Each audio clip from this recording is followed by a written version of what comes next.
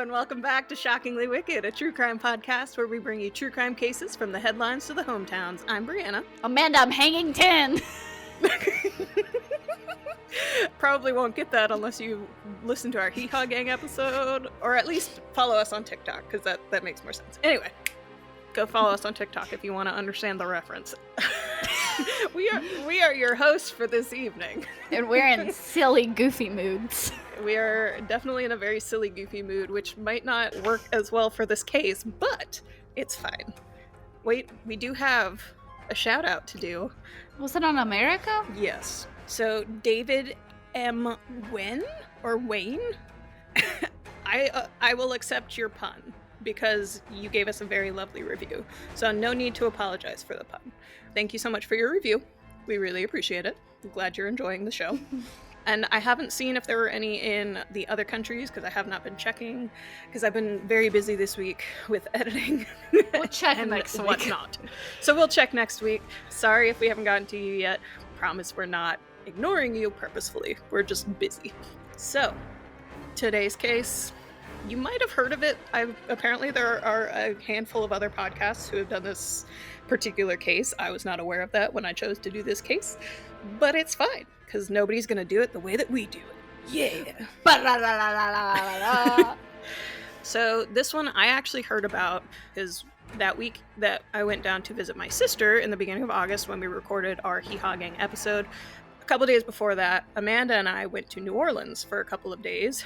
And while we were there, we went on the Killers and Thrillers tour, which was really interesting. It took us around New Orleans, primarily the French Quarter area of New Orleans, and we got to see a lot of places where grisly crimes have happened. And so I got a couple of case ideas that I stole from that tour, and this was one of them.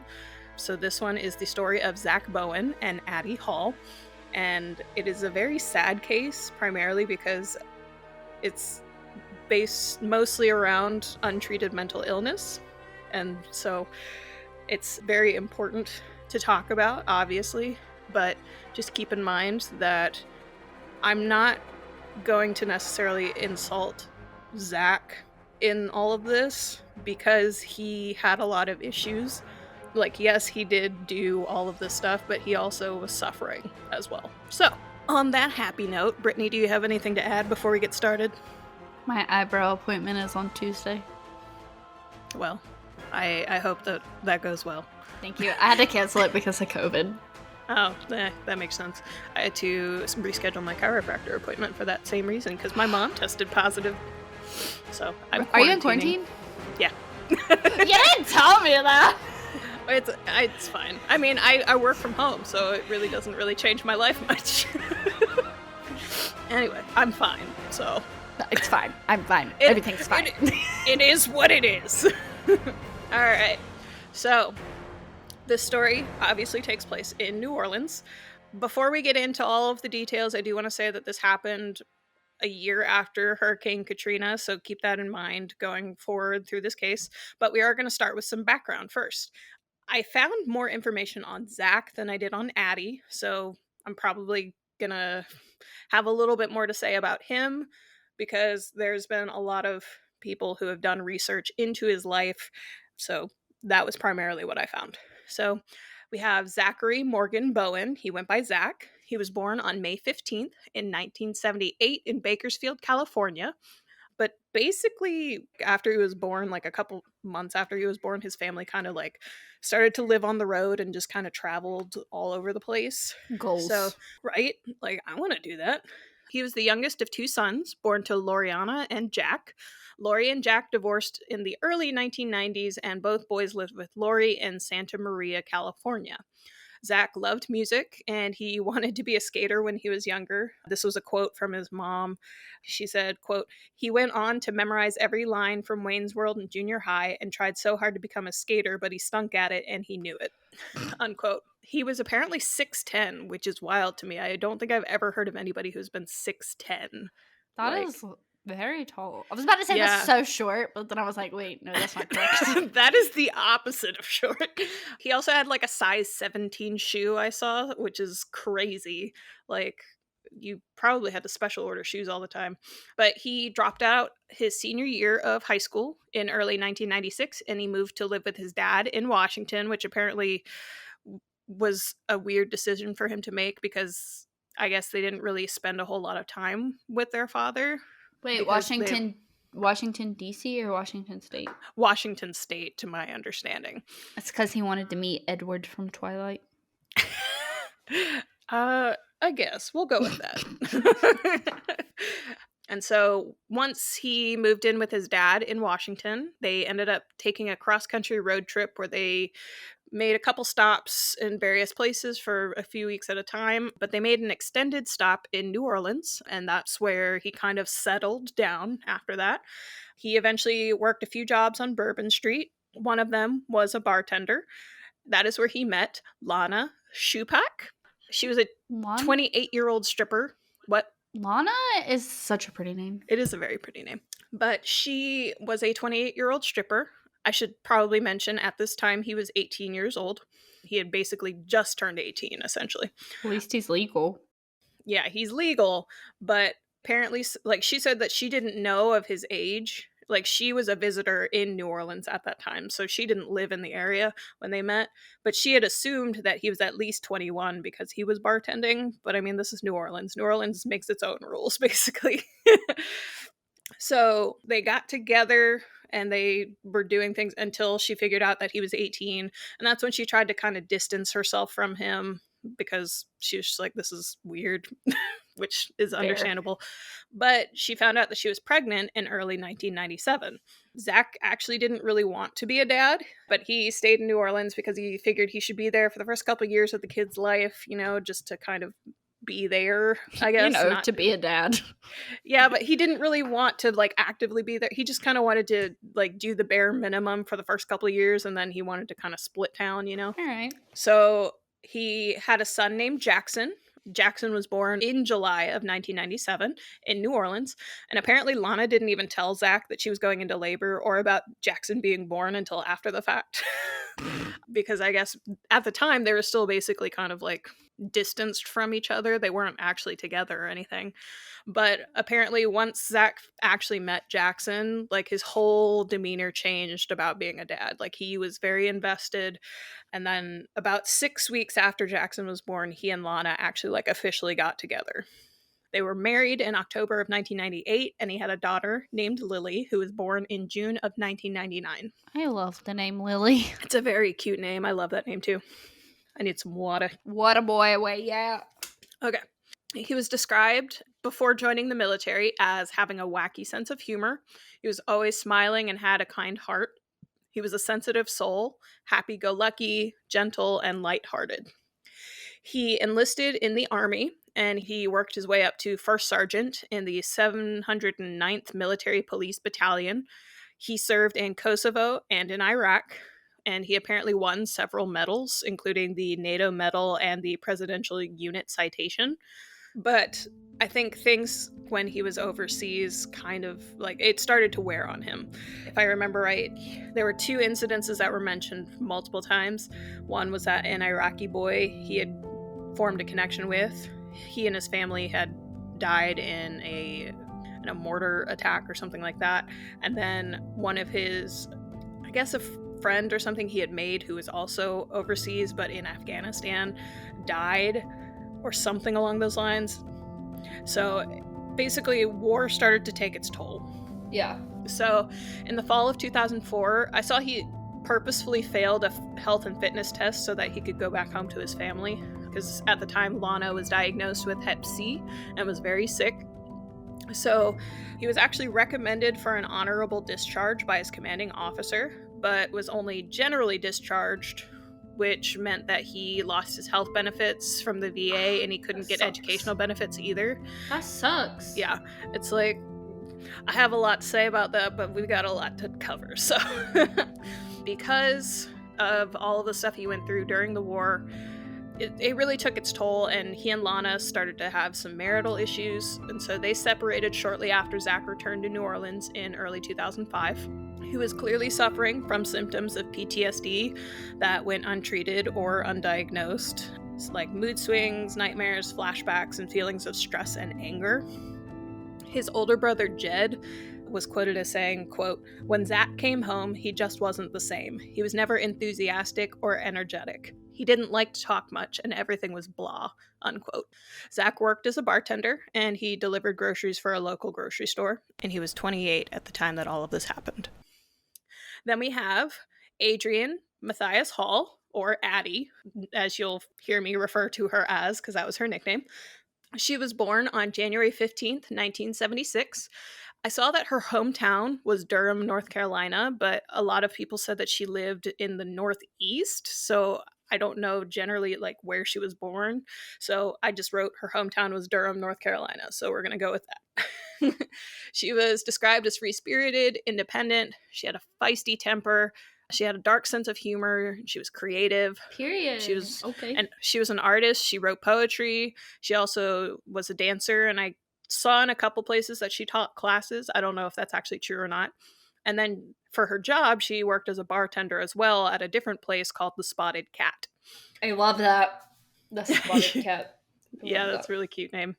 She rode her bike everywhere as her main form of transportation.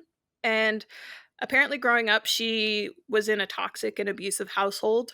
She had suffered sexual abuse from a young age, and then as she got older, she was in several abusive relationships as well, which tends to happen with people who experience abuse at a very young age. So she was very wary of relationships with men in particular because of the abuse she'd experienced, but when she met Zach, all of that kind of fell by the wayside, in a sense. It's likely that she also suffered from PTSD due to those traumas from her life. But I saw in multiple places that she suffered from bipolar disorder, and she irregularly took her medication to treat it, which meant that she would have uncontrolled or violent outbursts because she wasn't taking her medication consistently. Yeah. Friends of hers also said that she could be a mean drunk, and she tended to drink very often. Oh. She was 30 at the time that this happened. And like I said, this is not everything, all there is to know about Addie Hall, but this is all I could find. Most of the information out there was about Zach. So if you have any further information that I might not have for whatever reason, please feel free to let me know. So more about their relationship and how they met. They met in the summer of 2005, and it was a whirlwind romance. She apparently liked to tease him as a means of flirting. I think I saw that that was kind of like her way to see if he could handle her and her behavior, but he basically fell head over heels for her. They would exchange love notes and visit each other at work. They both had a fondness for the nightlife, partying, drugs, and drinking, and they wanted to live life to the fullest. That's not good. Yeah. It's a lot of stuff that is fine in moderation. Mm-hmm. A few weeks after they met, Hurricane Katrina was making its way towards New Orleans. God, and Hurricane Ida just hit. Yeah, so it's very, very timely. Initially, Zach intended to evacuate with Lana and the kids, which understandably so. Like, it's his family. Even if they were separated at the time, like, it's still his family. Lana had even invited Addie to come along, but Addie wanted to actually stay in the city. What a good person. Rather than evacuate, Zach ended up staying with Addie, and they stayed in New Orleans to wait out the storm together in Addie's apartment on Governor Nichols Street. So for those who've never actually been to New Orleans, when I went, that was my very first time, so I kind of learned about this as well when I was down there. But the French Quarter portion of New Orleans, which is the part that you're more likely to see in media because it's like the downtown area, sort of, that portion of New Orleans is above sea level, and so it was mostly unscathed in the hurricane, like with the floods and all that. It wasn't hit as badly as other parts of the city. Uh-huh. And so because of that, basically, they had no electricity for a couple of weeks, but other than that, for the most part, they were fine. So a quote from a friend said, quote, "They liked the lifestyle we had during the hurricane. They liked camping out. They liked not having to work. They liked not having the responsibility of paying bills. They didn't like the change back to normalcy." Okay, well, nobody else does, so. You right. But they were photographed by plenty of national news organizations and magazines for their decision to stay in New Orleans because most people evacuated. So one of the articles that I read, I believe this was in the New York Times where they were featured. It said, quote, "Some holdouts seem intent on keeping alive the distinct and wild spirit of this city. In the French Quarter, Addie Hall and Zachary Bowen found an unusual way to make sure that police officers regularly patrolled their house. Miss Hall, 28, a bartender, flashed her breasts at the police vehicles that passed by, ensuring a regular flow of traffic." Unquote. So they were having fun with it. They would cook dinners over campfires with other people who had waited out the storm in the city. They admired the stars that they could see now without light pollution. They made cocktails for random visitors because they were both bartenders. People described them as the king and queen of the Hurricane Katrina survivalists. That's a little odd. Yeah, a little bit. Similar to what that quote earlier from their friend said, once the lights came back on and the city started to clean up, the honeymoon phase was over, so to speak, because neither of them really was ready to face real-world responsibilities again, and then the relationship quickly became toxic after that. She taught art classes? I think it was dance classes. Okay. Is what I saw. Oh, and I also saw that she was a seamstress, but I only saw that in like 2 places, so I don't know if that's true or not. Yeah. But allegedly, Zach no longer wanted the responsibility of being a father. Like, he didn't want to pay child support, all that kind of stuff. You don't really get a choice, so... Yeah, it's like, you've got kids, you gotta deal with it. And then Addie, she didn't necessarily want Zach's life and the baggage that came with it. She just wanted to be with him. So obviously that's a very bad combination right there. Yeah. So there was drug and alcohol abuse on both sides. I know that they had a friend who regularly supplied them with cocaine because he was a drug dealer. Oh, okay. So love that. They would fight a lot to the point where Addie would kick Zach out of the apartment, but they would constantly break up and get back together, you know, basic toxic relationship type stuff. Many who knew Zach said that he talked negatively about Addie, but he still stayed in the relationship. Oh. So, okay. Yeah. So it's like very classic toxic relationship stuff with that. In September of 2006, they had been evicted from Addie's apartment, and they ended up moving into one at 826 North Rampart Street above the New Orleans Voodoo Spiritual Temple. So on October 4th, Addie went to the landlord and requested to have the lease put in her name and to remove Zach's so that she could legally remove him from the apartment. Because allegedly, she had discovered that he'd been cheating on her and decided to end the relationship. As she should. Good girl. I don't know if that's actually, like, 100% true, you know, because, like, that's just what I saw. So, basically, the landlord, instead of actually doing that, suggested that they try to work things out and then get back to him with whatever decision they made, because I guess she didn't seem like she was afraid for her life or anything like that. Like, it wasn't like a desperate situation. So he's like, oh, it's just another one of their arguments, you know? Like, well, you guys work it out and then come back and talk to me. Well, I used to work for an apartment complex, and at least with this company, we couldn't remove, like, once the lease was signed, we couldn't remove them off the lease, like, even if they had a court order. I mean, we could change the locks, but we couldn't take their names off. So, I mean, at least with that company, I don't know if that's like that for everybody, but it probably is similar. Because it's a legally binding contract. Yeah. Because, like, when I moved out of my apartment, I had to find somebody to cover my, like, they were basically subletting. Like, they had to cover my portion of the lease, but I think my name was still on it. We didn't allow subleasing, so I don't know. Yeah. But basically, that's what the landlord suggested, but he never heard back from them, so he just assumed that they made up. So this is where things get dark.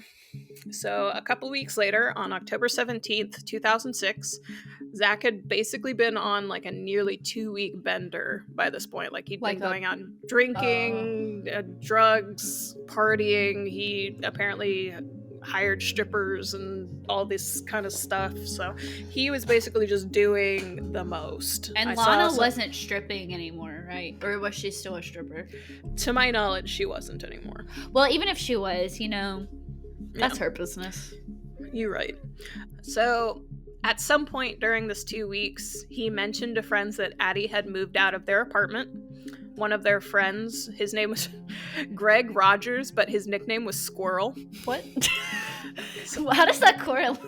So there was a book that was written about this case. I think I have it listed in the sources, but apparently he was a roadie, and so like he was used to like climbing light poles or whatever, and he did it very quickly, and so people nicknamed him Squirrel or something like that because of that. I was like, Wait, okay, whatever.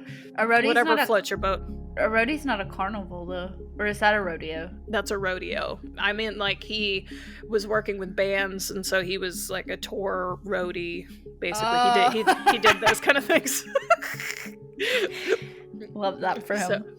So Squirrel, he recalls him saying that Addie tried to rip him off for a bunch of money before she left town and went back home to North Carolina. Yeah, because it's not what capitalism does, it's what it can do for you. So basically, Zach woke up Squirrel around 4 p.m. on the 17th, and he tried to get him to go out partying with him. And the reason that Squirrel was still sleeping at 4 p.m. was because he had apparently been out until sunrise the night before, or earlier that day, and was sleeping off a hangover. So I figured I would put that out there because I'm sure somebody's like, why is he sleeping at 4 p.m.? I mean, he's a mind roadie. your business. Mind your business. So Squirrel decided not to go with him, but Zach took some coke from Squirrel's stash, because Squirrel was the drug dealer friend, and made his way to the Omni Royal Orleans Hotel. I'm going to say that again because that sounded weird. The Omni Royal Orleans Hotel. He went up to the 7th floor of the hotel and out to the observation deck, where there was like a rooftop pool and bar situation. There was like a band playing or something like that, or getting ready to play. And so this was like right around 4 p.m. He began drinking for the next couple of hours. And so just before 8:30, Zach began pacing back and forth between the roof railing and the pool. And then according to security footage, at 8:30 sharp, Zach leapt over the side of the railing and fell 5 stories down onto the roof of the hotel's parking garage, where he died instantly. So a guest saw Zach's body sprawled out on the parking garage roof and called 911. And some officers who were only a few blocks away, about to have dinner, made their way to the scene. So an investigator from the coroner's office was searching the body, and they found a Ziploc bag in Zach's right front pocket containing Army dog tags and a tightly folded sheet of notebook paper that read "For police only" on the outside fold, which turned out to be a suicide note. And we'll get right to that after a quick word about our sponsors. If you haven't heard about Anchor, it's the easiest way to make a podcast. Let me explain. It's free. And who doesn't love free? There are also creation tools that allow you to record and edit your podcast right in app, so you don't even need a fancy microphone or anything. Which is so cool. Also, Anchor will distribute your podcast for you, so it'll be heard on Spotify, Apple Podcasts, and anywhere else that you get your podcasts or listen to them. You can also make money from your podcast, and you don't need to have a minimum listenership. It might not be a whole lot at first, but it adds up. Yeah, and who doesn't love money, honey? Anchor is everything and has everything you need to make a podcast all in one place. So go ahead and download the free Anchor app, or go to anchor.fm to get started. So I think this was the entirety of the suicide note. I could be wrong, but this was the majority of sources said that this was what it said. So, quote, "This is not accidental. I had to take my own life to pay for the one I took.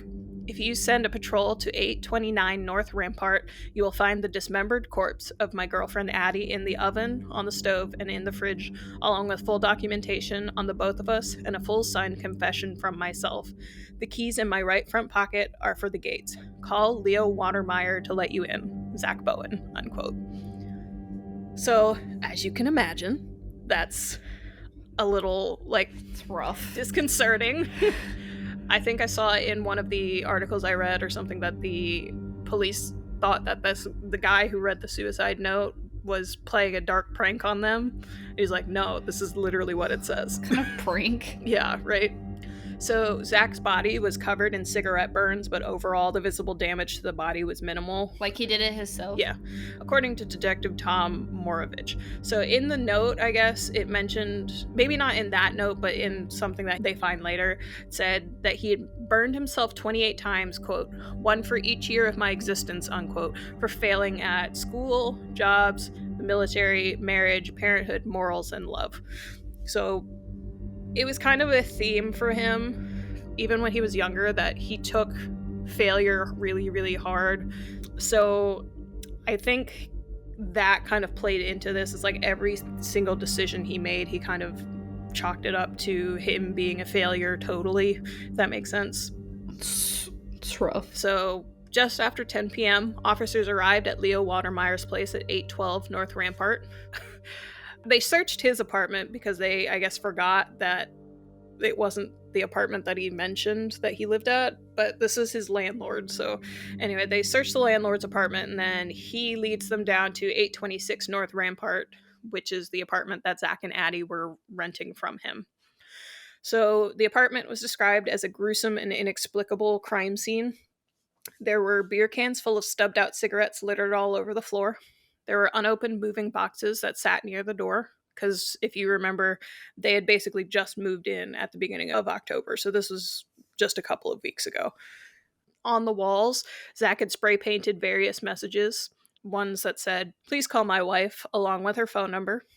"I love her. I'm a total failure. Look in the oven." And then on the ceiling above their bed said, "Please help me stop the pain." He sounds like he's having a psychotic break. Exactly. Like, when I read all of this, like, it was very much like untreated mental illness. Like, that was, all of this could have been avoided if they had gotten help for their separate mental health issues. Sounds like he has schizophrenia. I mean, it's very possible. Like, we know at least he has PTSD. Like, that for sure he has PTSD. And then well, it sounds like he was in, when he was going on his bingers, it sounded like he was manic. Yeah. And he could have, I mean, it kind of sounds like he has like severe bipolar depression, because he was having the manic phase and then it went to very like the depression phase, and it's like when it hit hard. So it's entirely possible, because I mean, like I said, this, like, no person who is completely mentally healthy would do this. I think that's obvious. There was an arrow that was spray painted on the range pointing down towards the oven, and inside the oven were Addie's legs, which had been stuffed into a tinfoil turkey pan. On the stove were multiple pots. One of them had Addie's head in it, and then the other one had hands and feet inside. Inside the fridge was Addie's torso that had been packed into a black garbage bag. So detectives found Addie's journal, and inside, the last entries were actually written by Zach. He had written out about 8 pages on what he did, basically, and how things played out. So on October 5th, 2006, which is the day after Addie had gone to talk to the landlord and ask for them to remove Zach's name from the lease, the two of them had gotten into an argument. And so I think it was like very, very early in the morning on the 5th. So it was like the 4th into the 5th. And he died what day? He died on the 17th of October. Okay, how did this not stink? It did. Oh, okay. But he did things to try and mitigate it, so I don't know. Anyway, they had gotten into an argument, and then he strangled her while she was in the bathtub. And I saw this in a few places, but I don't know if this was just like a rumor that people put out there to sensationalize it. Allegedly, he slept with her corpse multiple times, and then he passed out drunk next to her body. He dismembered her body in the bathtub using a hacksaw and a knife, and it took him about 4 days to kind of figure out what to do with the body. There was evidence that he had tried to clean up the bathroom. I saw that he had decided to cook the remains, mainly to cook the meat off the bones, to presumably make it easier to dispose of them. He had turned the temperature in the apartment down to 60 degrees and had the AC running full blast to kind of preserve the remains, because the cooler it is, the slower decomposition happens. So police said that when they walked in, it had the feel of a meat locker, essentially. Ooh. So the note that was in Addie's journal, I found 2 excerpts from it. So the first, it starts off with, quote, "Today is Monday, 16th October, 2 a.m. I killed her at 1 a.m., Thursday, the 5th of October. I very calmly strangled her. It was very quick," unquote. And then the next one was, quote, "Halfway through the task, I stopped and thought about what I was doing." I'm assuming that's because he was in the middle of, like, cooking her remains or something like that. The decision to halt the first idea and move to plan B and then in parentheses, the crime scene you are now in, came after a while. I scared myself not by the action of calmly strangling the woman I've loved for 1.5 years and then desecrating her body, but by my entire lack of remorse. I've known for forever how horrible of a person I am, ask anyone, and decided to quit my jobs and spend the $1,500 cash I had being happy until I killed myself. So that's what I did. Good food, good drugs, good strippers, good friends, and any loose ends I may have had. I didn't contact any of my family, so that'll explain the shock, and had a fantastic time living out my days. It's just about time now, unquote. So when they called Lana, she was clearly shocked because, like he said in his note, he hadn't told anybody that he was planning to kill himself. A lot of friends who had seen him in the days leading up to him jumping off the roof, they said that he was kind of acting fine. Like, there was some strange behavior, but for the most part, he was himself. He was happy and kind of just, like I mentioned, going out on that bender for those 2 weeks. He was just kind of doing his thing, you know? Mm-hmm. So, because of the state that they found Addie's body in, there were rumors that cannibalism was involved. I'm about to ask, did he eat her? So there are rumors out there, so if you do research, you will see people saying that he had eaten parts of her, but the autopsy report didn't show any evidence of body parts in Zach's stomach. Yeah, there's rumors that went around about that, but like I said, I believe that he was cooking it to get the meat off the bones and make it easier to dispose of them. I don't think he was actually planning on eating her, because some people say that there were like bites taken out of the leg or something like that, but if there was, like, there would be evidence of that, like, in his system, Yeah. you know? So the other one that was like another rumor was that the legs that were in the oven had been cooked and that there was necrophilia involved, and like I said, that was another popular rumor. But Chief Joseph, I don't know how to say that, Quaguspak? Yeah, Quaguspak.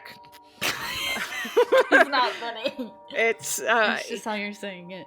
It's, I mean, I don't know how to say it. That's what it I looks know, like. it's just how you're saying it. That's what's funny. He denies that the legs had been cooked or that there was necrophilia involved, because there was no evidence of that. Yeah. So, yeah, this one is mainly tough because, like I said, it could have been avoided if they had just gotten the help that they needed, you know? Like, they clearly had a toxic relationship. So if they had broken up, they had finally left each other at some point, I think that they would have eventually been able to find happiness. I think it was really clear, like, they both were struggling. Yeah. But it's also, like, not early 2000s, but, like, yeah.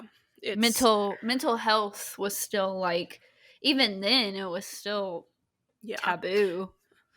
And then it was just the fact that it was, like, also right in the aftermath. Like, it happened a little over a year after Hurricane Katrina had happened. Mm-hmm. So the whole town, like the whole city of New Orleans, was going through a collective traumatic experience. Mm-hmm. And I think the fact that they also met shortly before then, and then mm-hmm. basically, like, their relationship kind of blossomed during the aftermath of the hurricane, they trauma bonded.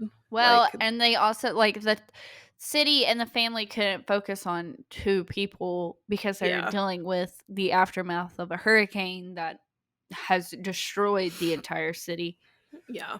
And I think, too, it's just, like, they trauma bonded during that time mm-hmm. where they, like, I don't know, it seemed like for them, having those couple weeks after the hurricane where they didn't have electricity and they were just kind of living life as, like, I don't know, like basically a big camping trip. Like, they thrived in that environment, but that's because they didn't have to worry about anything, you know, and nobody can actually live under those circumstances unless they have, like, a ton of money and they don't need to work, you know? Yeah. So it's like, I think that was kind of their main downfall, was just that they came together under certain circumstances, and those circumstances were not circumstances that could last a long time.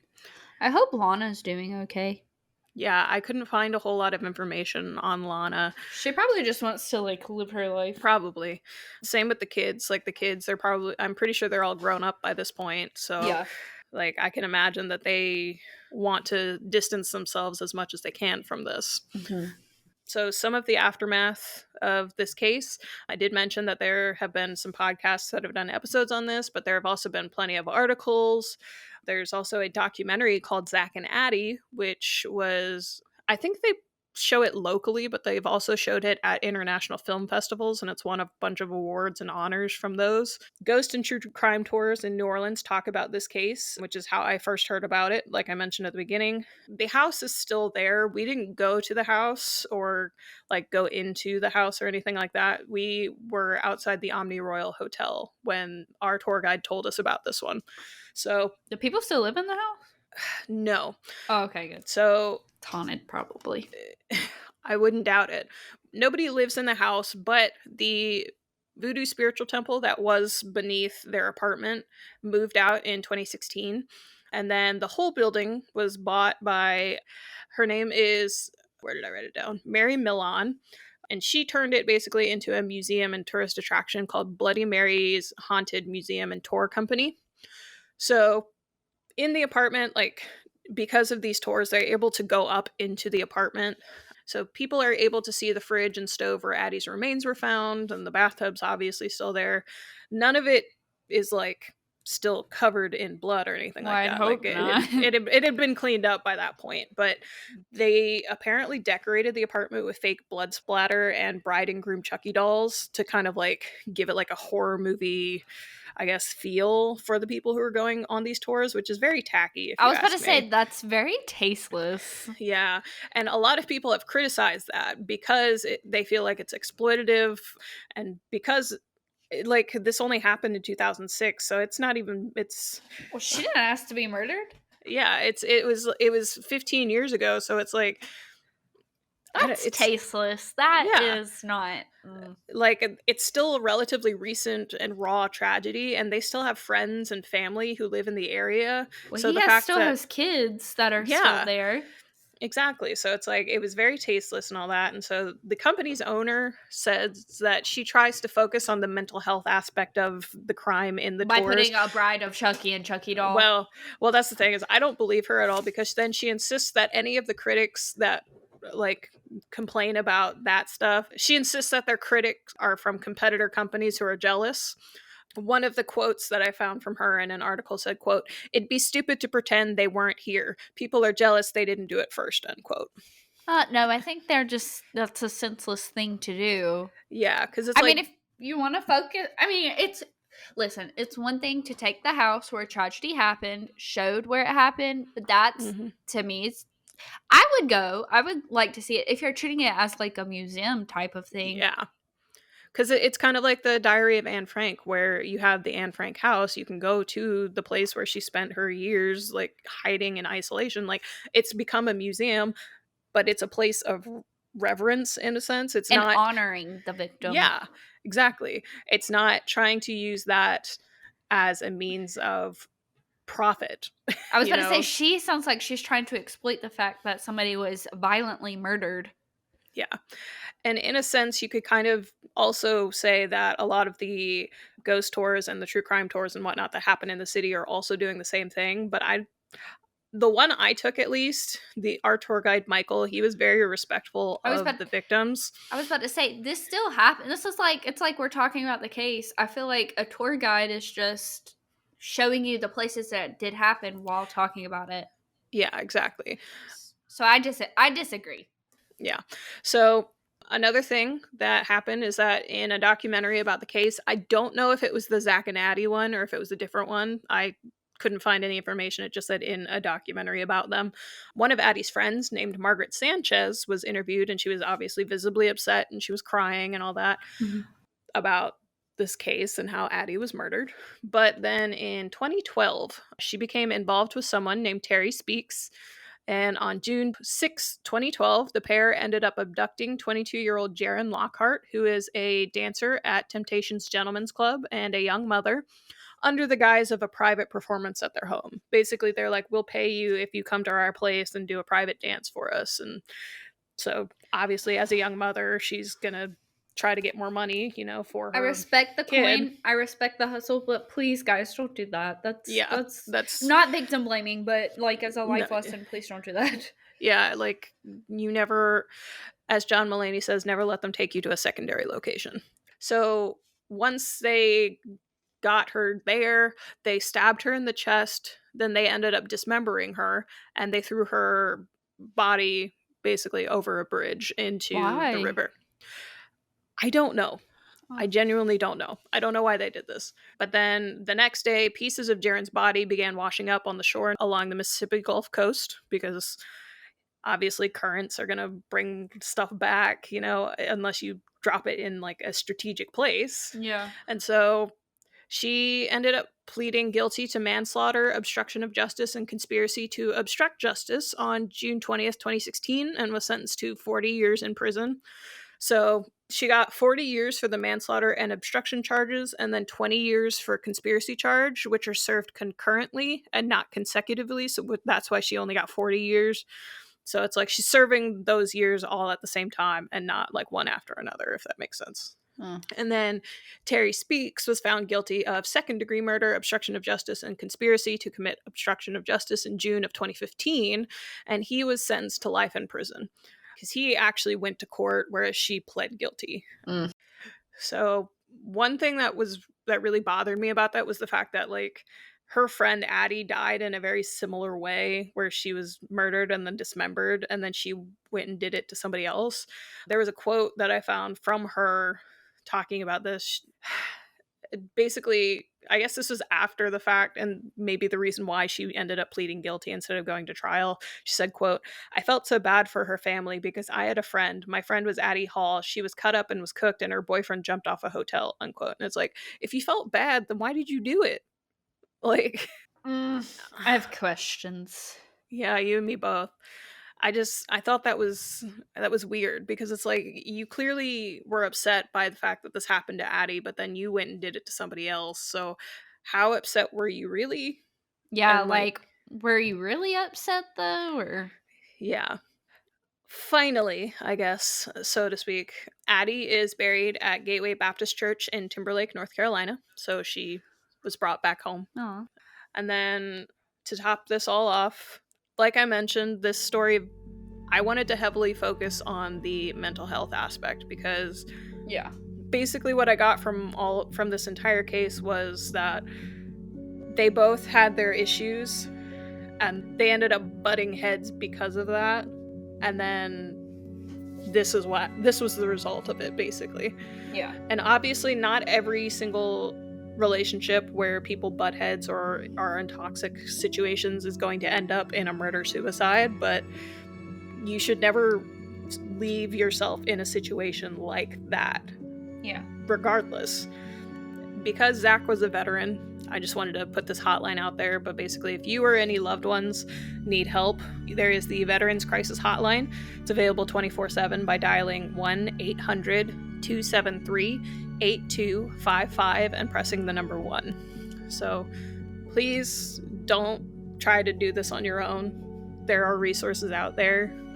I know it's tough because mental health services can seem like they're out of reach for a lot of people, either because of finances or insurance reasons, but there are resources out there. I know that nowadays they have like online therapists where there are chats or things like that, or there's the suicide hotline.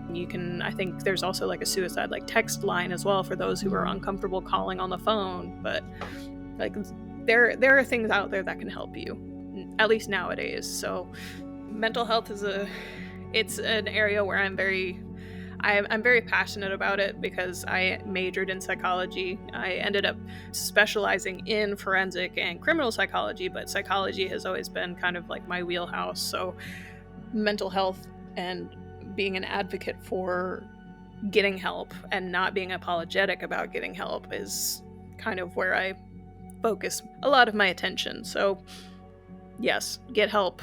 Don't feel ashamed of getting help, because everybody needs help once in a while, It's not a bad thing if you need to ask for help. And if you're lucky, your trauma will make you funny. Yes, there's also that. It makes me funny. So Yes, there's also that. Yeah, my sister is insistent that we need to some point explain what happened to you, but only if you feel comfortable with it. Maybe once we get 100 subscribers We're on almost YouTube, there. We're I will almost there. explain. I will do a mini episode about my case, or we can do a Yes. full episode on how my life is crazy, Now starting from birth. and how the Spartanburg PD has royally messed everything up. It be like that sometimes. It do be like that. So, how do you feel about that case, Britt? That was rough. Yeah, Tired of these rough cases. It's rough in a different way than the other cases have been rough. It's rough Like- because it's mental health issues. Like, Yeah, it's sad yeah, because it's like I mentioned at the beginning. Like, I understand Zach did do this. He acknowledges he did this. He punished himself by burning himself and also committing suicide. But he had his issues too. well, I think it's rough too because Hurricane Katrina hit, and like I said earlier, Hurricane Ida just hit. Yeah, So New Orleans is going. It's going rough. through. Yeah, it's going through those same very similar circumstances that happened at this time. So, guys, if you're feeling inclined, please donate to the Red Cross for the Hurricane Ida relief. Or you can probably find local area or local situations in Louisiana as well. New Orleans was definitely hit, but I think there was also a lot of places outside of New Orleans that aren't getting as much attention. So just wherever you're able to find local organizations that can help with relief or even just like food, like donations and things like that, just if you're able to, please do, because we got to help each other sometimes. So, if you guys want to go through the American Red Cross to donate, the telephone number for that is 1-800-435-7669. I know they have a Hurricane Ida relief center right now, but I'm sure you could go to your local food drives. They're probably accepting donations, even if it's just a can of beans. Anything to help them right now, because I think the whole city as of right now is still without power. Yeah. And I have family down in the Louisiana area, and thankfully they were unharmed, but I can't say that's the same for Everybody in the state. So not everybody's able to leave. I mean, some people have to hunker down and hope for the best, like people who don't have the funds to do so, people whose livelihood is there, like if they have farms, they can't take all of their animals with them. People who have a lot of children or just one or two children, a lot of people cannot leave. So if you're able to help with it, whether it be money, whether it be bring in food, buy a food drive, please do that. We gotta the human race, we gotta stick together, guys. So all that to say, thank you guys for tuning in. I know that this one's a little sadder. We're ending on a sad note, but hey, we do what we can. There's resources out there for us to get help, to help others, and we need to do what we can to help others along. So, we are on social media. We are on Instagram at Shockingly Wicked Podcast. We are on Twitter. I was like, where else are we? We are on Twitter at Wicked Podcast 1. We are on TikTok at Shockingly Wicked. We are on Facebook as a Facebook group. Just search up Shockingly Wicked Podcast and we'll pop right up. It's a private group. Just go ahead and hit join group and it should automatically accept you unless there's something suspicious that Facebook thinks that you might do, I guess, because occasionally we get a notification that's like, hey, so-and-so wants to join the group, and it's like, okay. We're gonna vet you and then we'll accept you. No, I'm just kidding. We'll just accept you. Yeah, we'll just accept you. Like, I'm not gonna police anything. I don't care.